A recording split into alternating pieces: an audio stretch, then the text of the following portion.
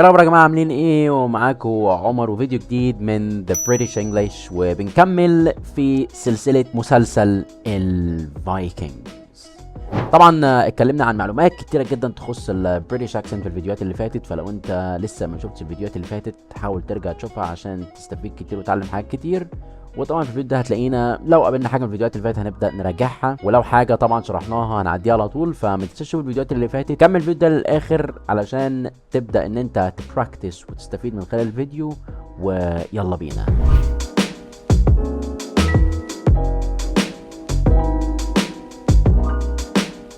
You were going to leave and not even say goodbye to me. You were going to leave and not even say goodbye to me. بص كده الجملة دي عشان فيها كام حاجة مهمة جدا. But you're going to leave and not even say goodbye to me. But you're going to leave and not even say goodbye to me. هنا كلمة but انت طبعا ما قلتش but. ما عملتش ستريس على التي علشان انت هنا بتحاول تكونكت، فقلت but you're going to leave. فهنا التي تبقى glottal T، لازم تبقى glottal T، يعني تقولها كده but you're going to leave. but you're going to leave. وخلي بالك ان انت ما قلتش but you are، لا but you're going to leave. فالار هنا كانت خفيفة جدا، فانت قلت but you are going to leave and not even say goodbye to me. كلمة even طبعا انت بتقول not even بتربط كلمة not ب even، ما بتقولهاش لوحدها، ما بتقولش not even، لا not even say goodbye to me. طبعا هنا انا بتقول له انت هتمشي من غير ما تسلم عليا ولا تقول لي مع السلامة ولا goodbye ولا اي حاجة، مفيش منك كده اي حاجة خالص. Well, it seems I have returned just in time. Well, it seems I have returned just in time. Well, it seems I've returned just in time. Well, it seems I've returned just in time. طبعا هنا it ما قالش will it، خلي بالك قال will it. هنا طبعا ال L اللي جايه في اخر كلمة well مش تبقى dark، هتبقى light. ليه؟ علشان it بتبدأ بفاول sound. well it seems ما فيهاش اي حاجة جدا، هتقول well it seems عادي. I've returned just in time. I've returned. خد بالك من ال R الموجودة في كلمة return، فأقول returned just in time.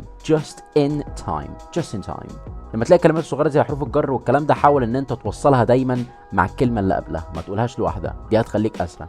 يعني ما تقولش مثلا just in time، لا قول just in time. وصل كده على طول كله مع بعض. Well it seems I've returned just in time. ولا طبعا هو بيقول لها انا شكلي رجعت في الوقت المناسب جدا جدا جدا. We need even more help. We need even more help. طبعا محتاج تاخد بالك من كلمة more علشان في ناس بتفتكر ان دي ال او، فانا اقولها زي البريتش او اللي انا اقولها او، فاقول ماو، لا طبعا غلط. more بشيل الار اللي في الاخر. We need even more help. طبعا كلمة even more انت بتقولها لما تكون عايز مثلا تقول انا عايز اكتر من كده، يعني مثلا حد مثلا بيقدم لك حاجه بس انت محتاج اكتر، فبتقول له I need even more، انا محتاج اكتر من كده. فهي هنا بتقول له we need even more help، احنا محتاجين مساعده اكتر من كده. I did not become ill. I did not become ill. طبعا في الجمله دي بيقول I did not become ill.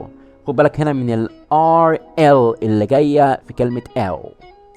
طبعا ال R بنشيلها اوكي عشان ما فيش بعدها فاول ساوند، والL جايه في الاخر فتبقى dark، فانت مش هتقول L، لا هتقول L.